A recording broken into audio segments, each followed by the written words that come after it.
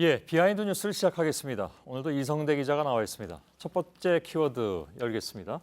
네, 첫 번째 키워드인데요. 박근혜교를 믿나요? 이정현 대표가 그동안 계속 박 대통령을 배신할 수 없다고 밝혀왔는데 자, 오늘은 야당에서 탄핵에 동참하라 이런 요구를 하니까 이에 대해서 반발하며 이렇게 얘기를 했습니다. 직접 들어보시죠. 예.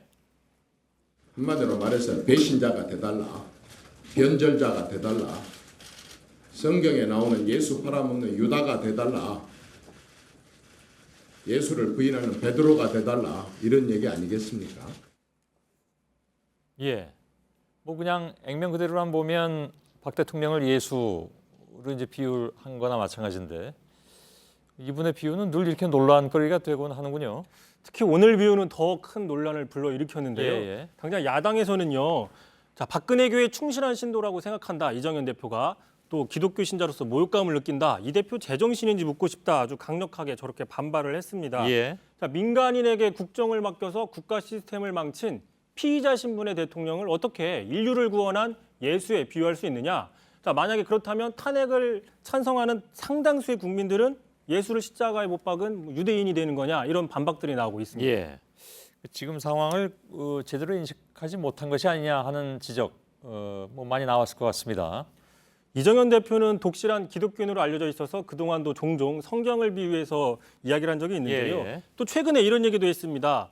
자, 아담과 하와는 뱀의 유혹을 이기지 못해서 선악과를 따먹어서 쫓겨났는데 한 간교한 사람을 분별 못해서 대통령이 평생 업적을 다 잃었다. 마치 대통령이 뱀과 같은 최순실, 사탄의 유혹을 넘어간 불쌍한 아담과 하와처럼 비유를 해서 또 논란이 일기도 했습니다. 예. 자, 그런데 과연 이런 비유들이 적절한가? 이거는 누구보다도 본인이 잘 알 거라는 분석이 나오고 있는데요. 예. 자, 왜 그러냐면 자신의 자서전에서 이렇게 쓴 적이 있습니다. 자, 내 말 한마디에 전국이 요동칠 수 있기 때문에 매일매일 하나님 제 혀와 제 입술을 주관하여 주십시오라고 기도를 한다. 이렇게 밝혔기 때문입니다. 예. 촌평은 좀 아끼도록 하겠습니다. 다음 키워드로 넘어가죠. 자, 두 번째 키워드입니다. 애국 촛불은 괜찮아. 자, 촛불은 바람 불면 꺼진다는 역대급 명언을 했던 친박계 김진태 의원이 어제는 어떤 한 집회를 극찬을 했습니다. 예. 자, 그 페이스북을 보니까요. 애국 시민들이 하야 반대 집회를 합니다. 자발적으로 추운데 나오셨고요. 이분들이 있어서 희망을 느낍니다라고 적었는데요. 예. 몇 가지 사진을 같이 올렸는데 그 사진에 보시면 춘천의 힘 대명사입니다. 김진태 사랑합니다. 이런 식의 집회였습니다. 예. 저 촛불은 바람에 안 꺼진다고 아마 하는 모양이죠. 김진태 의원의 입장에서는. 예. 예. 뭐 아무튼 꺼지지 않는 LED 촛불도 등장했다고 하고 김진태 의원 발언 덕분에 그렇습니다. 광주에선 촛불 아니라 횃불을 들고 나온 사람들도 있었다고 하면 오히려 들었습니다. 역효과가 일어났는데요. 예. 자, 무려 100만 명이 모인 걸 별것도 아닌 것처럼 말을 해서 폄하를 해서 공분을 샀었죠. 자, 그렇다면 자신을 옹호하고 자신을 지지하는 사람들이 몇 명이나 모였냐?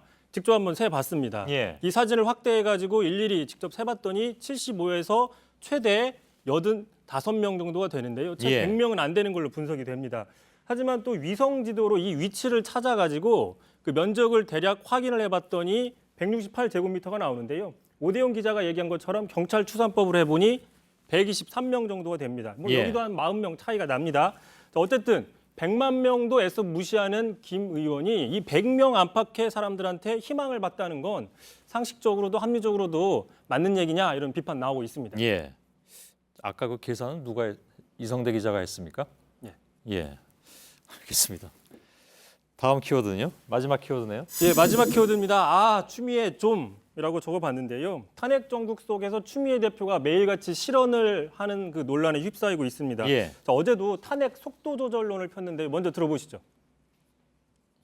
새누리당에 그걸 해서 표가 적당히 모아졌다고 해서 덜퍼덕하면 안 된다는 것입니다. 자, 다름 아닌 당대표가 당내 분위기하고는 다른 이야기를 해서 좀 혼선이 생겼습니다. 예. 그 과거에 노 전 대통령 탄핵 주도했던 그런 사람이잖아요. 추 대표가 아마 그런 경험에서 나온 걸까요? 그러면? 뭐 그런 분석도 있었는데요. 뭐 저뿐만이 아닙니다. 불필요한 발언을 해서 논란이 된 게 많이 있는데 예. 자, 어제였습니다. 같은 자리에서 박 시장이 청와대 물을 끊어야 된다라고 얘기해가지고 보복 논란이 일었고요. 또 이런 얘기도 했습니다. 박 대통령 2천만 원을 미용해 2천억 원을 썼다. 2천억 원이 아니라 2천만 원을 과장해서 말을 한 거고요. 발음이 잘못됐겠죠, 발음이. 그렇습니다. 또 정부가 계엄령 준비한다는 정보가 있다라고 해서 유언비어를 유포했다는 논란이 휩싸였었는데 예. 자, 추 대표의 돌출 발언이 계속되니까 리더십 우려의 목소리도 커지고 있습니다. 예. 알겠습니다. 비하인드 뉴스 진행했습니다. 이성대 기자 수고했습니다.